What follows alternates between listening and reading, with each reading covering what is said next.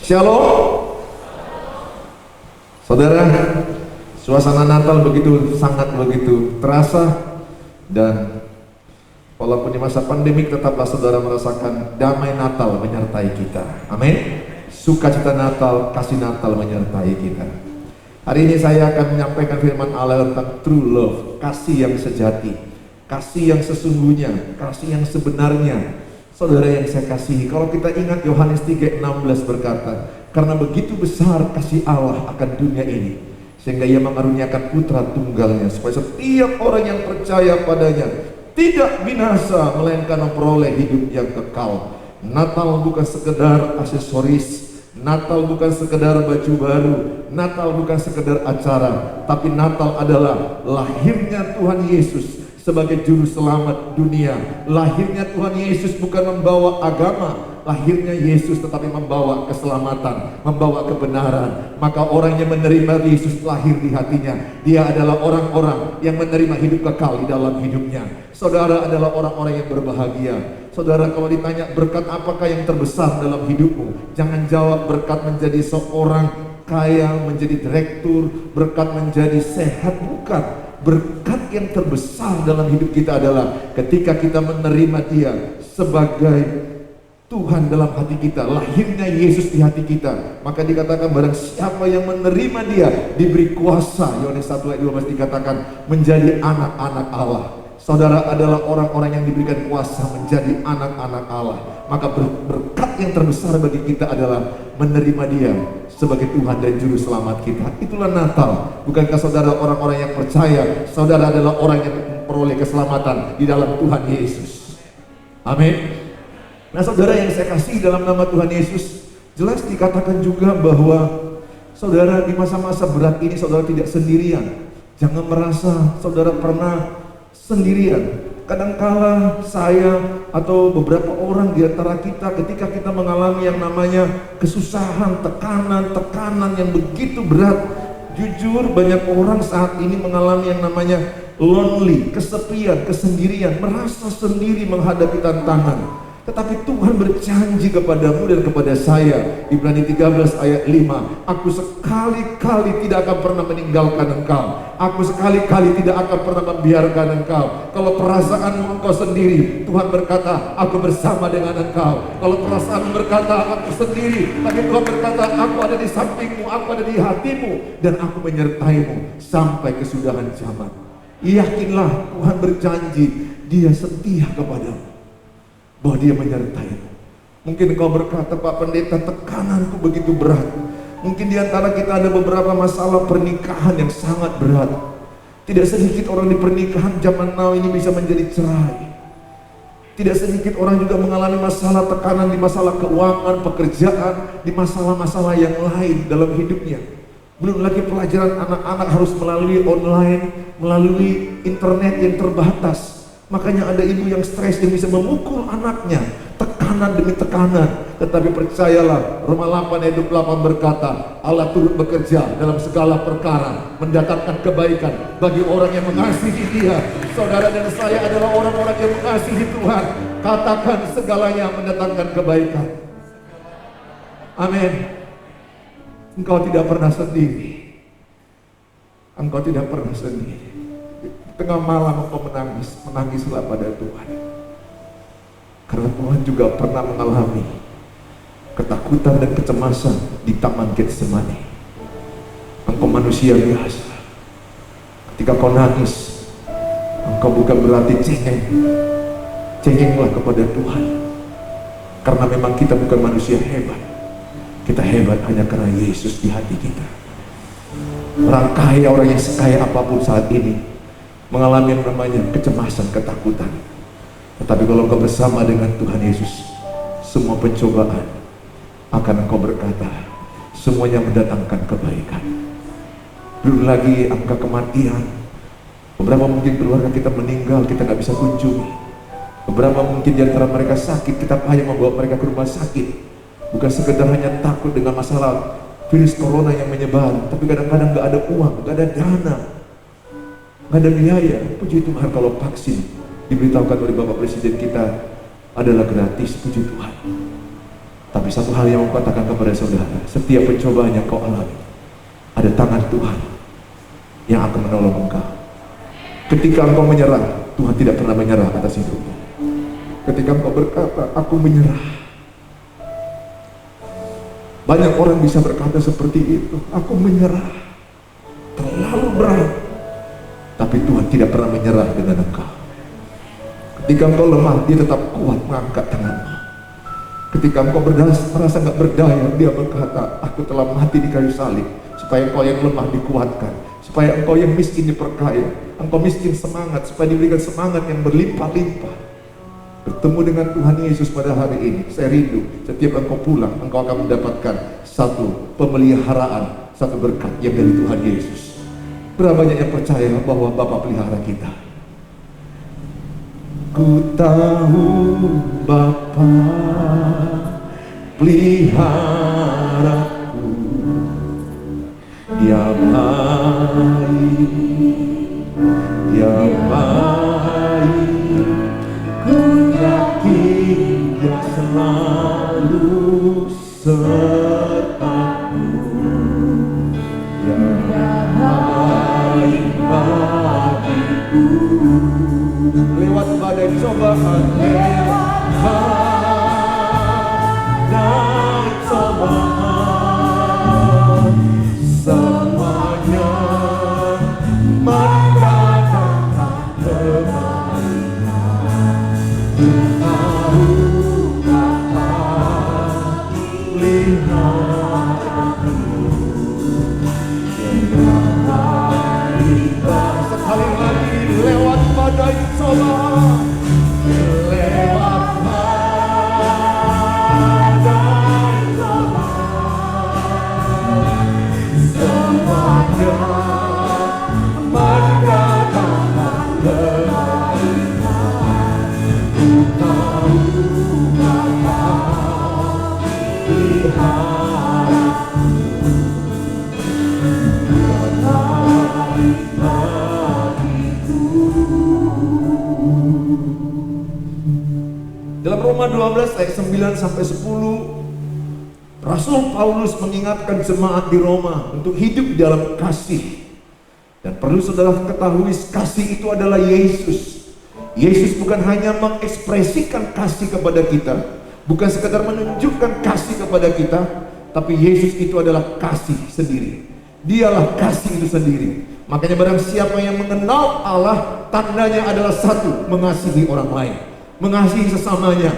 Oleh karena ini saudara yang saya kasihi, mari kita menerima kasih Allah yang sempurna itu, kasihnya yang sejati itu, kasihnya yang sungguh-sungguh kepada kita, dan kasih yang sempurna itu berikan kepada orang lain. Roma 12 ayat 9 sampai 10, hendaklah kasih itu jangan pura-pura, jauhilah yang jahat, dan lakukanlah yang baik. Hendaklah kamu saling mengasihi sebagai saudara dan saling mendahului dalam memberi hormat. Rasul Paulus mengingatkan kita pada hari ini lewat tulisannya. Yang kita percaya ini adalah suara Tuhan buat kita pada hari ini, untuk kita hidup di dalam kasih. Kasihnya siapa? Kasihnya Tuhan. Sekali lagi mau saya katakan sama saudara, kasih itu adalah Tuhan Yesus itu sendiri. Ketika saya menerima Yesus, saya menerima kasih yang sempurna itu. Kenapa disebut kasih Yesus, kasih yang sempurna? Sebagaimana aku adanya, sebagaimana dosaku, kesalahanku, Dia menerima aku dan mengampuniku. Dan Dia tidak mengingat-ingat dosa masa lalumu. Ketika kau datang di gereja ini, Dia tidak berurusan dengan dosa masa lalumu. Dia berurusan masa depanmu yang penuh harapan, masa depanmu yang cerah, masa depanmu yang mulia, masa depanmu yang dipakai Tuhan yang luar biasa itu. Dia tidak ada datang untuk mengintimidasi engkau. Kalau ada perasaanmu merasa terintimidasi dengan dosa-dosa masa lalumu, dosa-dosa yang mungkin kita lakukan pada masa lalu, Tuhan tidak pernah mengintimidasi kita. Tapi ada banyak di antara manusia menjadi penghakim-penghakim, pengintimidasi. Saya ajak semua pengkhotbah di gereja ini berhenti mengkhotbahkan untuk sepertinya kita menjadi orang-orang yang hidup di bawah hukum Taurat. Kita hidup di bawah kasih karunia Tuhan yang sempurna itu. Dia menerimamu apa adanya. Dia tidak menghakimi Sakeus yang menjadi koruptor itu. Dia hanya berkata, Sakeus, Aku mau makan malam bersama di rumahmu. Aku mau tinggal di rumahmu. Yesus tahu siapa Zakheus. Dia adalah orang pencuri. Dia orang yang mungkin disebut koruptor, mengambil uang orang miskin, banyak uang orang susah, tapi dia mengasihinya sebagaimana dia adanya. Saudara, dia jumpa dengan seorang yang namanya wanita yang berzina. Dia pun tidak menghakiminya, dia menerimanya sebagaimana adanya. Dan dia hanya berkata, pergilah dan jangan berbuat dosa lagi. Dia ketemu dengan seorang wanita di sumur Yakub pada tengah hari, yang dimana suaminya udah 5, suami yang sekarang pun adalah bukan suaminya, suami orang lain, alias mungkin si perempuan ini adalah kerjaannya, mungkin hobinya mengambil suami orang lain. Tapi lihat, ketika Yesus berjumpa dengan perempuan ini, Tuhan gak bicara masalah tuduhan, intimidasi kepada dia. Tuhan tahu persis. Dia berkata, 5 suamimu itu bukan suamimu, bahkan yang sekarang ini pun bukan suamimu. Dia tahu persis dosanya, tapi Tuhan tidak berurusan dengan dosanya. Tuhan berurusan dengan pribadinya, untuk dia menjadi orang yang lebih baik, menjadi orang yang lebih benar, menjadi orang yang lebih sungguh-sungguh. Dan dia berkata, minumlah air daripadaku. Kalau engkau minum air daripadaku, engkau tidak akan haus lagi. Kalau engkau minum air dari sumur Yakub ini, engkau akan haus. Tetapi kalau engkau minum air dari aku, maka engkau tidak akan haus lagi. Lihat, perempuan ini mengalami pertobatan yang luar biasa. Ada banyak orang menjadi bertobat lewat hidupnya. Saudara yang saya kasihi, ketika engkau datang kepada Tuhan berdoa tengah malam, bagaimanapun dosamu, Tuhan tidak akan pernah berkata, engkau pendosa, gak layak berdoa. Engkau berdosa, gak layak di mimbar ini. Tidak ada manusia yang tidak berdosa. Semua manusia sudah berdosa. Mari kita tidak lagi menghakimi siapapun, menuduh siapapun. Bahkan berhentilah merasa aku lebih baik dari orang lain, aku lebih rohani daripada orang lain. Semua kita ini buruk, perbuatan baik kita tidak berharga di hadapan Tuhan. Perbuatan baik tidak bisa menyelamatkan. Mas Pak Pendeta, apakah kalau kita udah terima Yesus bebas buat dosa? Tidak. Kalau orang mengenal Tuhan dengan benar, cara hidupnya akan benar. This is the point. Ini poin yang penting. Kalau hidupmu dan hidup saya mengenal Tuhan benar, cara hidupmu benar. Bukankah kita berkata, dari buahnya akan ketahuan pokoknya. Kalau pokoknya baik, buahnya akan baik. Kalau di hatiku ada kasih Yesus, yang keluar kasih Yesus. Bukan lagi dendam, bukan lagi benci, bukan lagi amarah. Saya mengajak semua kita sama-sama untuk belajar. Pada poin yang pertama dikatakan, orang yang mengasihi tanpa kepura-puraan. Orang yang mengasihi yang sejati adalah kecintaan akan kebaikan. Saya rindu agar semua kita sama-sama mengatakan, jauhilah yang jahat dan lakukanlah yang baik. 1, 2 ya. Saudara yang saya kasihi dalam nama Tuhan Yesus, bahwa orang yang punya kasih Yesus, dia punya kemampuan untuk mengalahkan kejahatan dengan kebaikan. Mungkin diantara beberapa saudara dan saya pernah mengalami kecewa, betul? Pernahkah engkau disakiti orang lain? Siapakah yang kadang menyakiti kita? Orang yang terdekat dengan kita. Saudaranya menganggap, wah ini baik sekali sama saya, dekat sekali sama saya. Saya mau katakan, yang paling sakit itu adalah kadang-kadang orang yang kita anggap paling dekat, tapi dia bisa menyakiti kita. Tetapi lihat apa kata Yesus, tanda anak Allah itu apa? Mengalahkan kejahatan dengan kebaikan. Tidak ada kasih yang pura-pura. Dalam kitab Roma pasal yang ke-12 jelas dikatakan ayat 14, 17 dan sampai 21. Roma 12 ayat 14. Inilah anak Allah itu. Inilah orang yang menerima kasih Yesus yang ada lahir di hatinya. Roma 12 ayat 14. Berkatilah siapa yang menganiaya kamu, berkatilah dan jangan mengutuk. Pada ayat yang ke-17, janganlah membalas kejahatan dengan kejahatan. Lakukanlah apa yang baik bagi semua orang. Lakukanlah apa yang baik bagi semua orang, termasuk orang yang berbuat jahat padamu, termasuk orang yang mengkhianati cintamu, mengkhianati pernikahanmu, mengkhianati kesetiaanmu. Bukankah yang paling sakit dalam pernikahan ketika kesetiaan itu dikhianati? Bukankah Yesus juga merasa menjadi cemburu ketika kita mulai menyembah dunia ini? Lihat di Alkitab, ketika orang-orang Israel mulai menyembah dewa-dewa berhala, membuat patung lembu emas, mulai menyembah Allah, di situ cemburu, karena Allah adalah Allah yang cemburu. Makanya dalam pernikahan salah satu memang yang paling menyakitkan adalah ketika pasangan kita mulai lari daripada komitmen kesetiaan.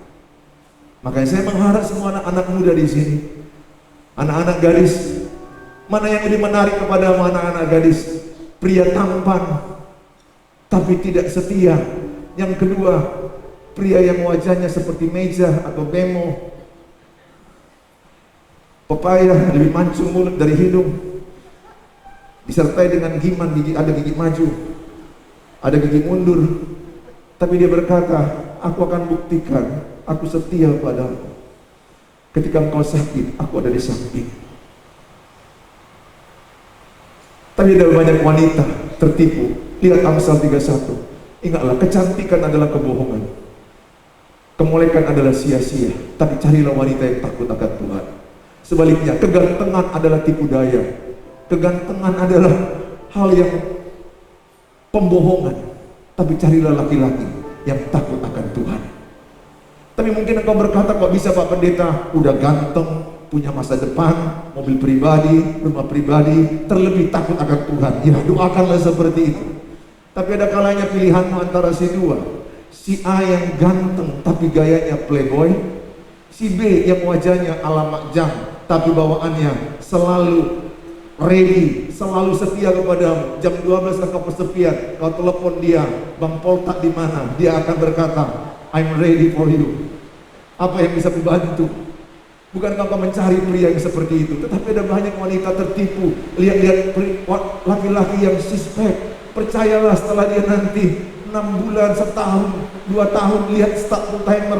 Saya sendiri pernah mengalami yang namanya suspek akan menjual roba jadi one pack. Kenapa? Ketika istri mengandung, mungkin dia makannya banyak, ngidamnya, tapi sisanya sama suami. Akibatnya suami yang mengandung. Setelah melahirkan, istri perutnya kempes, suami mengandung terus 6 bulan, 7 bulan, dan tidak partus-partus karena partus tidak maju-maju. Saya mau katakan sama saudara, ya saya amati kenapa banyak pria kok jadi buntis setelah menikah. Penyebabnya salah satu itu. Ya, itu mungkin cerita saya. Saya mau katakan sama saudara, dengar, bagi engkau juga yang wanita pria-pria, jangan tertarik dengan kecantikan luar. Ingatlah 1 Samuel 16 ayat 7, Tuhan melihat hati. Kalau engkau melihat wanita dengan kecantikan luarnya, engkau banyak tertipu. Wow, kalau saya melihat pernikahan zaman now, ada banyak yang tertipu. Pernikahan yang kuat adalah karena pranikahnya yang kuat. Pranikah yang kuat karena pribadi yang kuat. Pribadi yang kuat karena dilahirkan dari keluarga yang kuat. Keluarga yang kuat karena suami istri yang kuat. Kenapa sulit pernikahan kadangkala menyakiti? Karena kalau satu merusak, satu membangun, ini berat. Tidak akan bisa maju-maju. Sedangkan dua-duanya membangun aja pun itu gak mudah. Tapi yang susah, lebih susah lagi, satu menghancurkan, yang satu lagi ikut menghancurkan. Bukankah ini yang terjadi di kota modern? Yang satu punya affair pasangan yang lain, istrinya juga punya affair dengan laki-laki yang lain. Dua-duanya mereka punya permainan, punya simpanan. Ini anak-anak menjadi hancur. Anak-anak yang menjadi korban daripada pernikahan yang rusak. Tembakan iblis adalah untuk membunuh anak-anakmu dalam imannya, untuk membunuh karakter anak-anak sehingga mereka menjadi pribadi tidak baik. Tapi saya mau katakan sama saudara, kalau saudara sudah mengalami yang namanya masa lalu yang salah, sekali lagi Tuhan tidak memandang masa lalu. Ada kasih karunia yang melimpah-limpah kepadamu sehingga masa depan jauh lebih baik dan lebih baik dan lebih baik ke depan. Jangan lihat ke belakang seperti istri Lot, maju ke depan. Bagi engkau yang sekarang ini, mungkin engkau berkata, Pak Pendeta, aku sudah mengalami pernikahan 2 kali. Bagaimana ini Pak Pendeta? Doaku sama belajarlah dari yang pertama, supaya engkau menjadi orang yang pribadi yang lebih kuat, yang lebih baik ke depan. Banyak belajar. Karena potensi perceraian itu, setelah kita cerai sekali, potensinya lebih tinggi. Cerai pernikahan kedua, potensi lebih tinggi. Pernikahan yang ketiga, potensi cerai lebih tinggi. Makanya bagi engkau yang sekarang ini yang punya pernikahan, mungkin engkau berkata, aku tidak tahan. Saya percaya ada kasih Yesus yang membuat engkau akan bertahan dan kuat dan sampai maut memisahkan. Doaku ada kasih Yesus yang sempurna itu menyertai engkau. Dan mau usah tertuduh kalau engkau pernah melakukan yang salah masalah itu. Mungkin di antara saudara punya hal-hal dosa masalah seperti itu. Tuhan datang bukan untuk menuduh engkau, untuk membuat engkau lebih baik dan lebih baik. Saya hanya berikan contoh dan kasus. Saudaraku, ayat yang ke-18 Roma 12 ayat 18, sedapat-dapatnya kalau hal itu bergantung padamu, hiduplah dalam perdamaian dengan semua orang. Ayat 19, saudara-saudaraku yang kekasih, janganlah kamu sendiri menuntut pembalasan, tetapi berilah tempat kepada murka Allah, sebab ada tertulis pembalasan itu adalah hakku, akulah yang akan menuntut pembalasan. Firman Tuhan. Ayat 20, tetapi jika seterumu lapar, seterumu artinya musuhmu lapar, berilah dia makan. Jika ia haus, berilah dia minum. Dengan berbuat demikian kamu menumpukan bara api di atas kepalanya. Ayat 21 sama-sama dibaca, 1-2 ya. Janganlah kamu kalah terhadap kejahatan, tetapi kalahkanlah kejahatan dengan kebaikan. Kalahkanlah kejahatan dengan kebaikan. Kalau suamimu punya perselingkuhan, istri tetaplah setia. Kalau istrimu yang berselingkuh, suami tetap setia. Kalahkan kejahatan dengan kebaikan. Beberapa ibu-ibu konseling sama saya, suaminya selingkuh. Saya hanya katakan, Bu, ibu tetap setia. Tapi Pak Pendeta, kadang-kadang ada godaan untuk membalas. Jangan.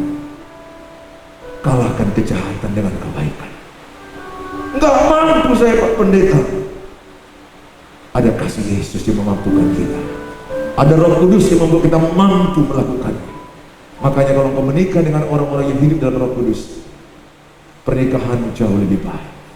Karena dia takut akan Tuhan. Saudara yang saya kasih dalam nama Tuhan Yesus, Efesus 2 ayat yang ke-10. Efesus 2 ayat yang ke-10 jelas dikatakan, karena kita ini buatan Allah, diciptakan dalam Kristus Yesus untuk melakukan pekerjaan baik yang dipersiapkan Allah sebelumnya. Ia mau supaya kita hidup di dalamnya. Efesus 2 ayat 10, karena Suheri nama saya. Nama saudara coba dibuat ya, baru kata kita ganti dengan namamu. Bahwa dirimu itu buatan apa? Bukan made in Tembung ya. Walaupun tempat tinggalmu Tembung. Bukan made in China, walaupun mungkin banyak barang buatan China. Tapi saudara made in apa? Siapa yang menciptakan saudara? Allah, buatan Allah. Waduh, bilang sama sebelahnya, saya buatan Allah loh. Coba bilang sebelahnya.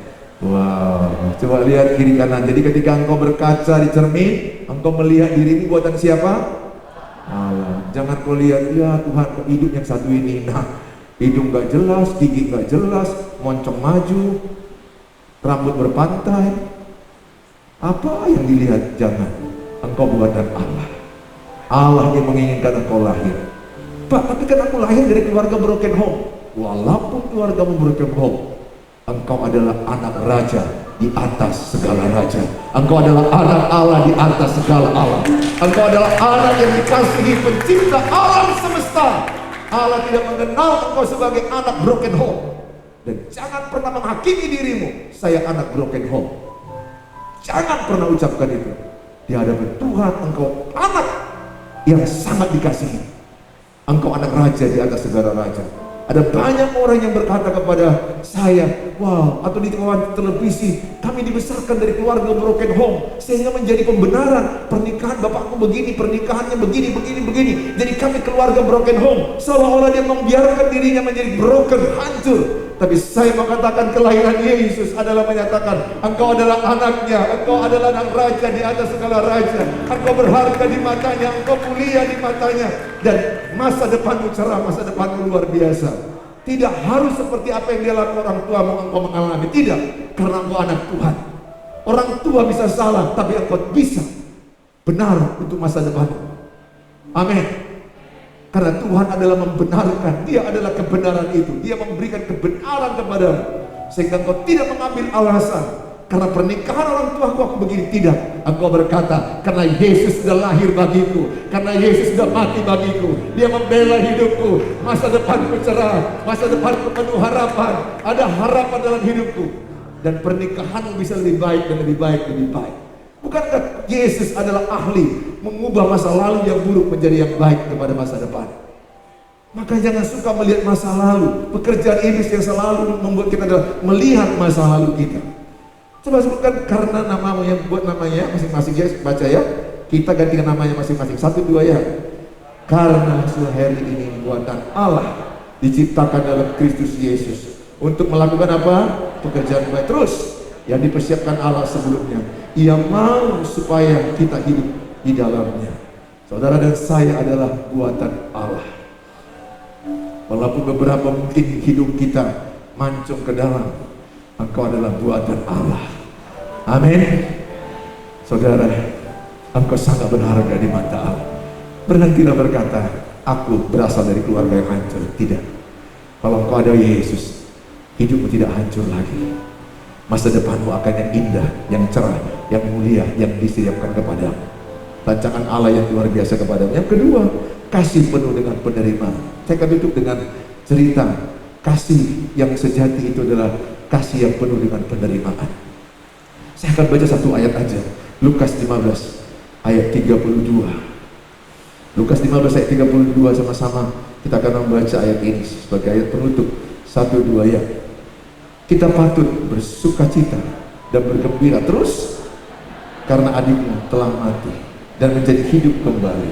Ia telah hilang dan didapat kembali. Cerita ini sebagai penutup khotbah bagi saya, bagi kita. Yang mau saya ulangi cerita ini adalah anak bungsu yang memaksa bagi warisan sebelum waktunya. Akhirnya bapaknya dengan terpaksa, dengan sedih membagi warisan. Dan kemudian dia berpoya-poya menghabiskan hartanya. Mungkin dia pergi bersenang-senang dan seluruh hartanya telah habis. Sampai makan pun dia tidak bisa. Singkat cerita, dia makan di kandang babi pun tidak bisa. Dia begitu hina daripada babi. Artinya lebih berharga seekor babi daripada dia. Karena babi itu masih bisa makan di kandang itu, dia tidak bisa makan. Dia menjadi orang yang terbuang. Orang-orang yang di luar Tuhan bisa hidupnya lebih hina daripada seekor hewan. Dia menjadi orang merasa begitu hina, begitu hancur, begitu gak ada artinya. Tapi ketika dia disadarkan, di rumah bapakku banyak makanan. Lihat, ini poin yang penting. Dia yang salah, dia yang memberontak, dia yang berdosa. Tetapi lihat ketika dia kembali, bapaknya memandang dari kejauhan. Dia melihat anaknya yang bungsu itu kembali. Anak yang memberontak, anak yang melawan, anak yang menghabiskan harta, anak yang memaksa. Anak itu dalam keadaan bau, kurus, begitu jeleknya. Tapi lihat kasih Bapa di surga ketika anak itu memutuskan kembali dari kejauhan. Yang lari itu bukan anaknya, tapi bapaknya yang lari memeluk dia. Dan dia berkata ayat 32 ini, anakku yang mati telah hidup kembali, anakku yang hilang telah didapatkan kembali. Mari kita bersukacita. Gambaran anak bungsu ini siapa?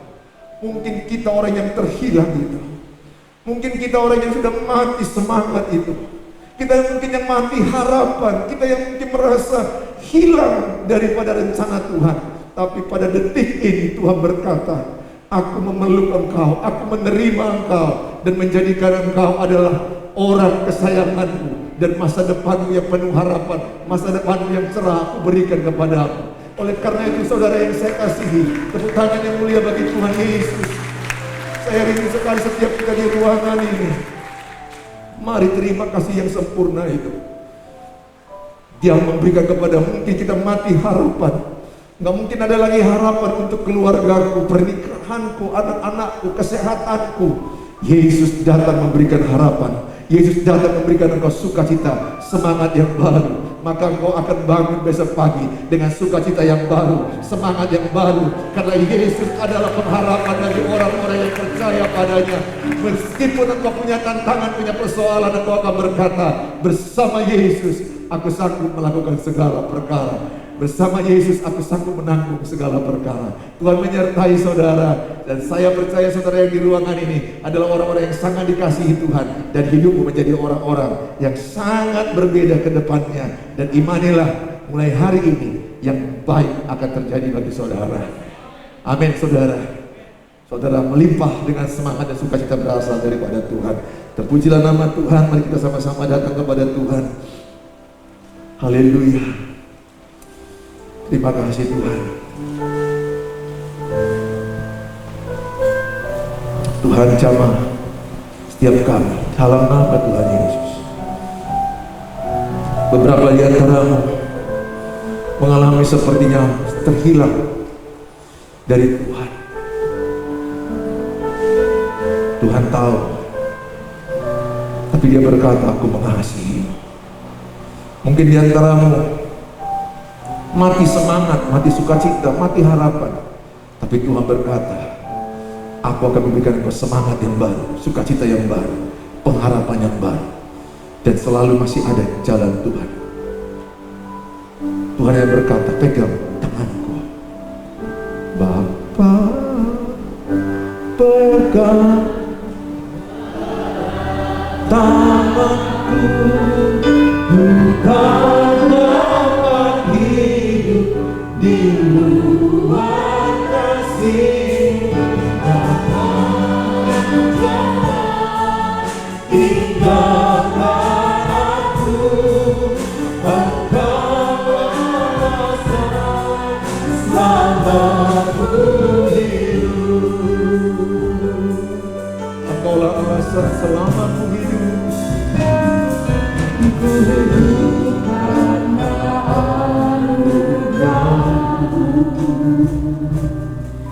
tiada satu pun dapat ku banggakan, semua karena cinta-Mu. Ini hidupku, ini jalanku, Yesus pegang erat tanganku, bukan dapat hidup di luar kasih. Bahkan jangan tinggalkan aku, Engkau alasan selamatku.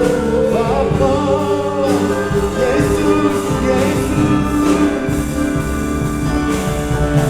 Yesus pegang erat tanganku, bukan dapat hidup di luar kasih. Bahkan jangan tinggalkan aku, Engkau alasan. Sekali lagi, Yesus pegang erat.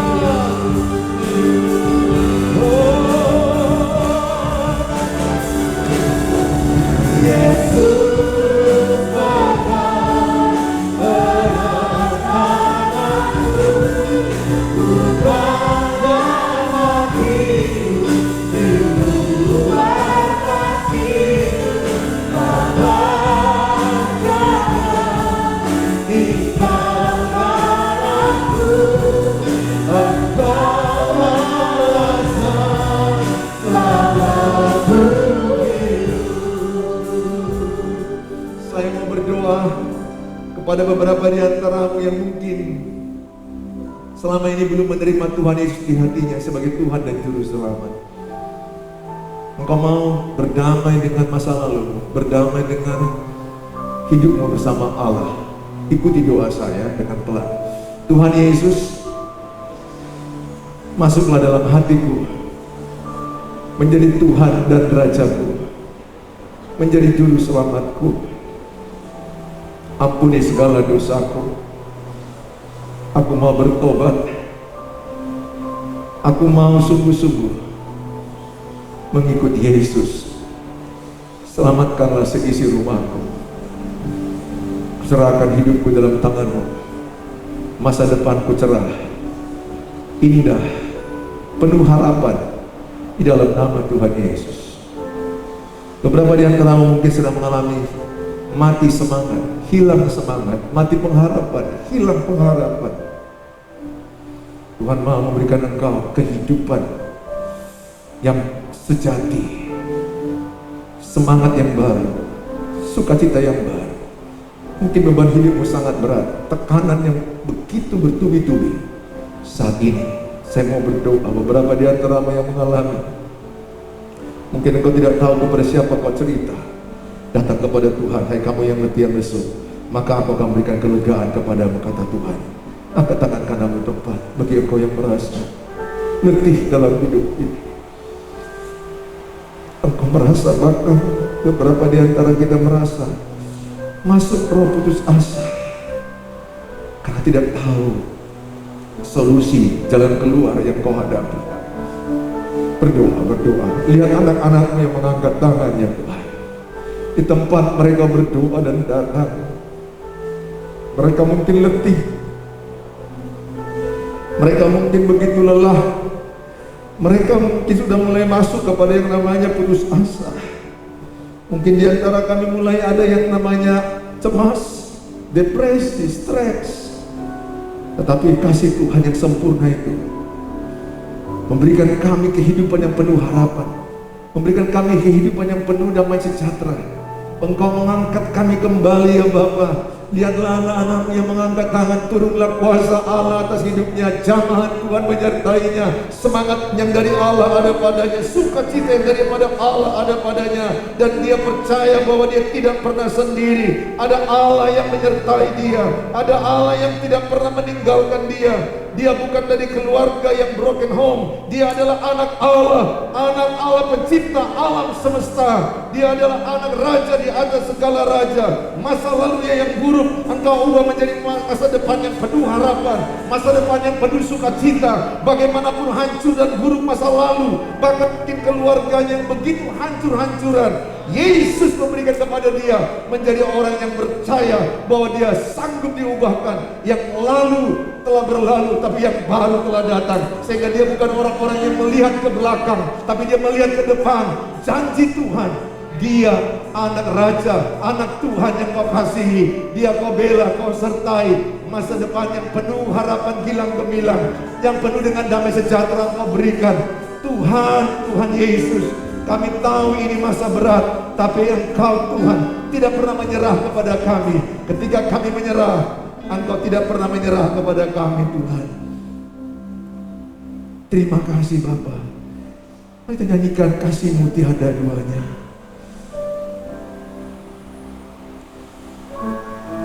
Terima kasih Bapa.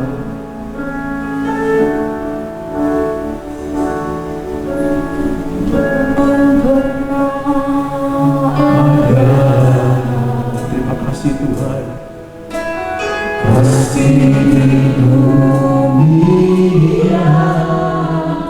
Amin.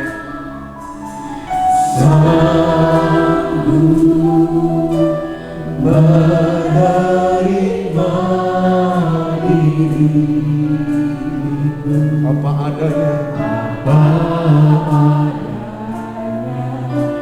selain kasih-Mu,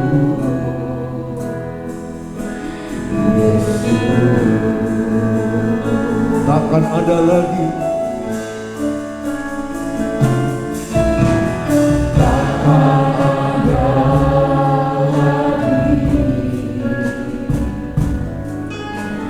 kasih seperti ini. Amin. Sanggup mengubahkan hidupku menjadi baru selain kasih-Mu.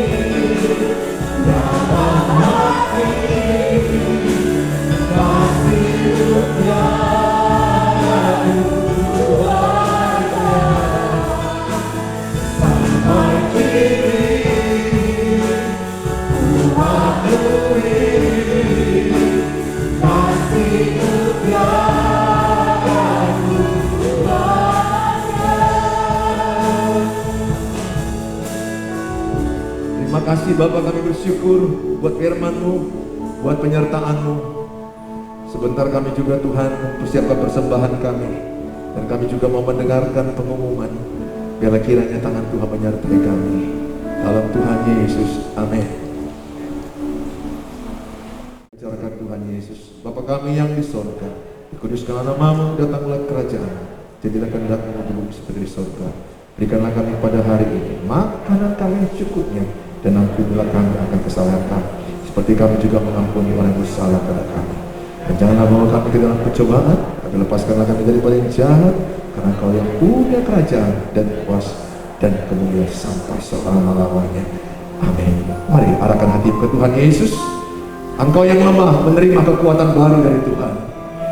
Engkau yang sakit mengalami kesembuhan dari Tuhan. Engkau yang putus asa mendapat semangat dan jalan baru yang dari Tuhan. Pulanglah, bawalah firman Allah, damai sejahtera yang melimpah-limpah dari Allah Bapa, cinta kasih Tuhan Yesus Kristus, dan penyertaan Roh Kudus menyertai kita semua saat ini sampai Maranatha. Tuhan Yesus memberkati yang percaya, katakan amin.